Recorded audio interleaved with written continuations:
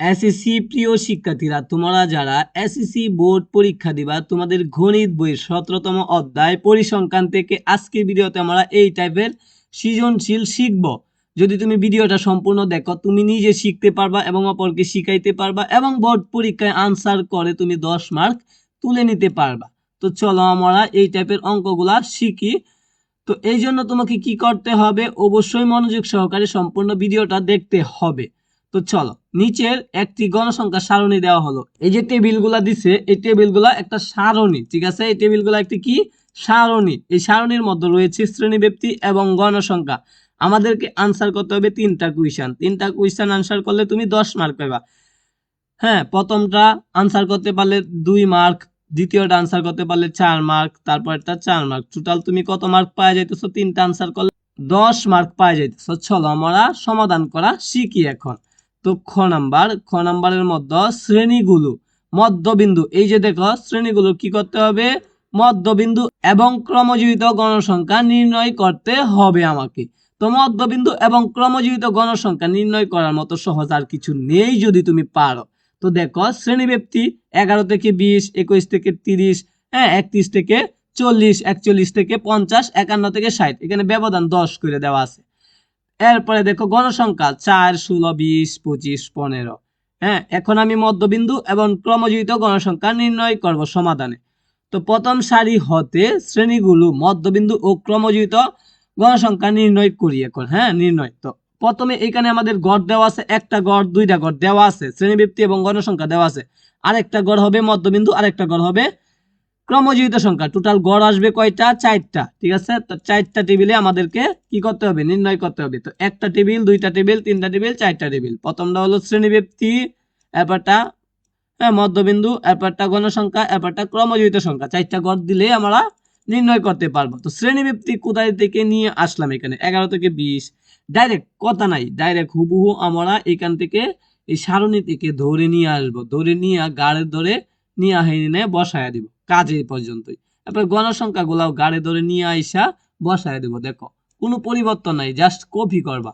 হ্যাঁ, এরপরে দেখো তুমি দুইটা যেহেতু তুমি নির্ণয় করে ফেলতে পারছো, এরপরে মধ্যবিন্দু কিভাবে নির্ণয় করতে হয় ভাইয়া তুমি একটু খেয়াল করো।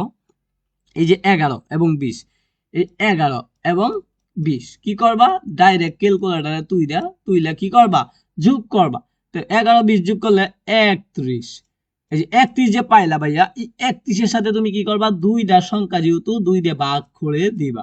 তো 2 দিয়ে ভাগ করলে কত আসে? 15.5 আসে। 15.5 হলো মধ্যবিন্দু। এই সংখ্যাটার, এই শ্রেণীব্যাপ্তিটার মধ্যবিন্দু 15.5। 21 যোগ 30, তারপরে 2 দিয়ে ভাগ করলে আসবে 25.5। 31 যোগ 40, 2 দিয়ে ভাগ করলে আসবে 35.5। 41 যোগ 50, 2 দিয়ে ভাগ করলে আসবে 45.5। 51 যোগ 60, 2 দিয়ে ভাগ করলে আসবে 55.5। এরপরে আমরা দেখবো ক্রমজীবিত গণসংখ্যা। আমরা কিন্তু 3টাই নির্ণয় করে ফেলছি। হ্যাঁ, এরপরে ক্রমজীবিত গণসংখ্যাটা বাকি রইল। তো চলো আমরা এখন ক্রমজীবিত গণসংখ্যাটা নির্ণয় করা শিখি। তো এই যে 4, গণসংখ্যার 4 হুবহু তুমি এখানে বসায় দিবা গাড়ে 2, ঠিক আছে? তো 4 বসানোর পরে 4 এর সাথে যোগ করবা। এটা যেহেতু আমরা নিছি গা, গণসংখ্যা সবগুলা তো নিতে হবে আমাদেরকে না? তো 4 যেহেতু আমরা নিছি গা, পরে রইছে কত? 16। এই 16 এই 4 এর সাথে যোগ করে দিবা, আসবে কত? 20। হ্যাঁ, পরে বাইরে রয়েছে 20। এই 20 যেহেতু আমরা পাই গেছি, 20 এর সাথে 20 যোগ করে দিলে 40। 40 এর সাথে 25 যোগ করে দিলে 65। 65 এর সাথে 15 যোগ করে দিলে কত আসে? 80। জাস্ট কোনাকুনি তুমি গুণ করে দিলেই পাওয়া যাইতেছ। প্রথমটা নিয়ে হুবহু বসাইবা, এটার সাথে এটা যোগ করবা, এটার সাথে এটা যোগ করবা, এটা এভাবে তুমি 80 পর্যন্ত পাওয়া যাইতেছ। তো গণসংখ্যা সবগুলা যোগ করলে তোমার মান কত আসবে ভাইয়া? আসবে 80। তো আমরা অলরেডি 2 নাম্বারের আনসার সমাধান করে ফেলছি, 2 মার্ক পেয়ে গেছি। এরপরে দেখো 2 নাম্বার, সংক্ষিপ্ত পদ্ধতিতে গড় নির্ণয় কর। এটা তোমাদের পরীক্ষায় 100% কমন থাকে, ঠিক আছে? 100%, কোনো কথা নাই। তো চলো আমরা সংক্ষিপ্ত পদ্ধতিতে গড় নির্ণয় করা শিখি এখন।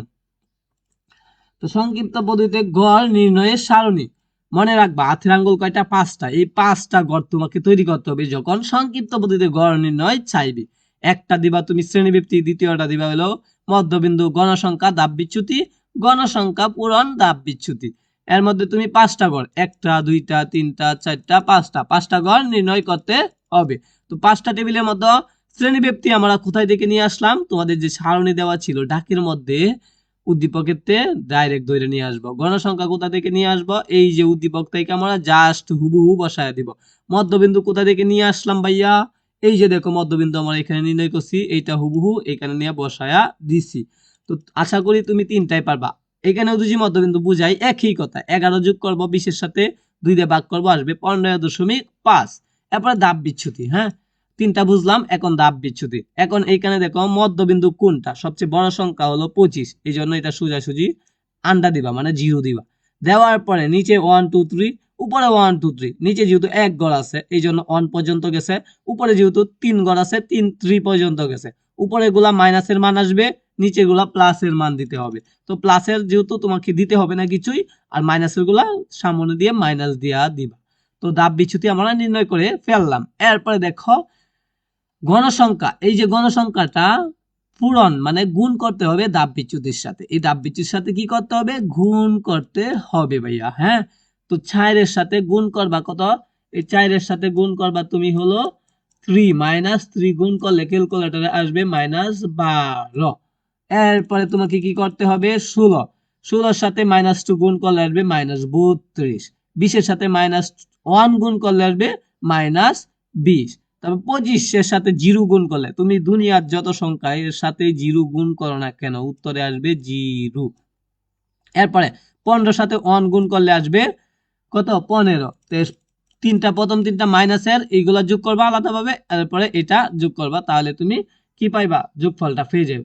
তো প্রথম -12 -32, আচ্ছা -12 -32 কত আসে -44, -44-এর সাথে যদি -20 যোগ করা তাহলে আসবে -64, -64 পাইলাম অলরেডি আমরা। তো -64-এর সাথে তুমি কি করবা 15 যোগ করে দিবা। তো 15 যখন যোগ করবা তখন প্লাসের এটা গিয়া মাইনাসের থাকবে 49, মাইনাসের কত থাকবে 49 থাকবে, প্লাসের গুলা চলে যায় মাইনাসের থাকবে 49। তো এই যে -49 আমরা পাইছি FIUI। এখন আমাদের সংক্ষিপ্ত পদ্ধতিতে যে গড় নির্ণয় করতে বলছে, সংক্ষিপ্ত পদ্ধতিতে গড়ের সূত্রটা লিখবো a প্লাস সমান FIUI divide by n into h। তাহলে লিখলাম আমরা সূত্রটা, এর মান কত, যেহেতু আমরা এই 25-কে কি ধরছিলাম 25-কে মধ্যক শ্রেণী, ঠিক আছে, আর h এর মান শ্রেণী ব্যবধান 11 থেকে 21 ব্যবধান কত 10, এই 10 হবে h এর মান। FIUI এই যে এখান থেকে নিয়ে আসবো, n এর মান এই যে দেখো 80, সবগুলা গণসংখ্যা যোগ করে আমি কত পাইছি 80 পাইছি, এটা হলো n এর মান। তো n এর মান 80 লিখে দিলাম, FIUI এর মান এই যে -39 49 লিখে দিলাম, এবার 45.5 এই যে দেখো, যেহেতু আমরা 25 ধরছিলাম এটা সোজাসুজি মধ্যবিন্দুটাই হবে এর মান, তাহলে এটা যেহেতু এর মান তাহলে এটা আমরা এর মান এখানে 45.5 লিখে দিলাম। দেওয়ার পরে h সমান শ্রেণী ব্যবধান কত 10। তো সবগুলা ক্যালকুলেটরে তুলে যদি তুমি আনসার করো তাহলে আসবে উত্তরে কত আসবে 39.375, 39.375 তুমি উত্তরে পাইবা। প্রথম গুণ করবা, এরপরে ভাগ করবা, এরপরে যেটা থাকে এটা যোগ করে দিবা, জাস্ট উত্তরটা পেয়ে যাবা। এরপরে 3-এ চাইছে কি, ঘ নাম্বারে চাইছে মধ্যক নির্ণয় কর। মধ্যক নির্ণয় করতে গেলে 3টা সারি লাগে, একটা হলো শ্রেণীভিত্তিক গণসংখ্যা, ক্রমযোজিত গণসংখ্যা। তো আমরা অলরেডি শ্রেণীভিত্তিক কিভাবে, হ্যাঁ এখানে লিখা হয়েছে, তারপর গণসংখ্যা কিভাবে লিখা হয়েছে এবং ক্রমযোজিত কিভাবে লিখা হয়েছে, তিনটা অলরেডি তোমাদেরকে বুঝাই দিছি। হ্যাঁ ক্রমযোজিত গণসংখ্যা জাস্ট এই যে এনে বুঝাই দিছিলাম, ঠিক আছে, এই যে বুঝাই দিছিলাম। তো এইটাকে হুবহু তুমি দেখে এনে বসায় দিবা, ঠিক আছে। তো এরপরে দেখো আমাদেরকে একটা সূত্র ব্যবহার করতে হবে, সেই সূত্রটা কিসের, এটা হলো মধ্যকের সূত্র। যেহেতু আমরা মধ্যক নির্ণয় করব, মধ্যকের সূত্রটা ব্যবহার করব। এখানে n = 80 যেহেতু পাইছি, n/2 = 80/2 = 40তম পদ হবে মধ্যক। এখানে মধ্যক কোনটা হবে ভাইয়া, এখানে মধ্যক হবে 40তম পদ। তো এইখানে 1 থেকে 4 পর্যন্ত 40তম পদ আছে নাই, 20 পর্যন্ত কিন্তু 40তম পদ নাই, এই যে 40 ডাইরেক্ট পাই গেছি, এইটাই হলো মধ্যক, ঠিক আছে। মধ্যক শ্রেণী, মধ্যক গণসংখ্যা এটা, এরপর মধ্যক শ্রেণী এটা। তো 40 অনুযায়ী আমরা মধ্যক শ্রেণী বের করে ফেললাম এবং মধ্যক শ্রেণী ব্যক্তি বের করে ফেললাম। তো চলো দেখি এখন আমরা কি করতে হবে, যেহেতু 40তম পদ 31 থেকে 40 এইটাই হলো মধ্যক শ্রেণী পদ, ঠিক আছে, অবস্থিত। সুতরাং মধ্যক শ্রেণী হলো 31 থেকে 40। এন্ড এল কোনটা, এটার নিম্নমানই হলো এল। তো দেখো এল এর মান হলো 31, শ্রেণীবৃত্তির ছোট সংখ্যাটাই হলো এল এর মান। এরপরে আমাদের পাইতেছে পূর্ববর্তী মধ্যক শ্রেণী পূর্ববর্তী ক্রমজিত সংখ্যা হলো এফ সির মান। এফ সির মান কত, এফ সির মান হলো 20। কিভাবে বুঝলাম, এটা এটা যেহেতু আমরা মধ্যক শ্রেণী পাইছি, এটার পূর্ববর্তী গণসংখ্যা। এরপরে দেখো ভাইয়া এফ এম, এফ এম যেহেতু আমরা এটা 20 নিছি, এই 20 হলো এফ এম এর মান। এরপরে দেখো কি করতে হবে, এইচ, এইচ সমান শ্রেণী ব্যবধান কত কইরা, 10 কইরা। হ্যাঁ, তারপরে দেখো সূত্রটা বসাবে, মধ্যক সমান সমান L into N by 2 minus F C into H by F M.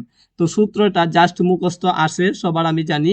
তো তুমি কি করবা, এটা মুখস্থ করে নিবা, নিয়ে এটা সূত্রটা বসাইবা। এল এর মান আমরা 31, এই যে দেখো 31, তারপর 40, হ্যাঁ, এন বাই 2 সমান সমান মান কত পাইছি, এই যে 40।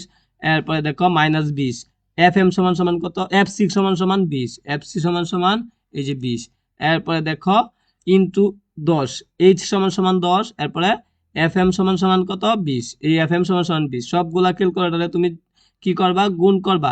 প্রথমে দুইটা ভাগ করিয়া, এই দুইটা বিয়োগ করিয়া, যেটা থাকে এটা কি করবা, 31 এর সাথে যোগ করে দিলেই উত্তর পাইবা তুমি। 31 যোগাইয়ে 10, তাহলে 41 হবে উত্তর, আনসার হবে 41।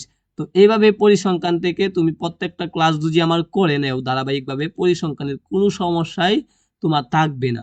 সকলকে ধন্যবাদ জানিয়ে বন্ধুরা এই ভিডিওটা এইখানেই শেষ করতেছি। তো সকলেই চ্যানেলটা সাবস্ক্রাইব দিয়ে রাখো।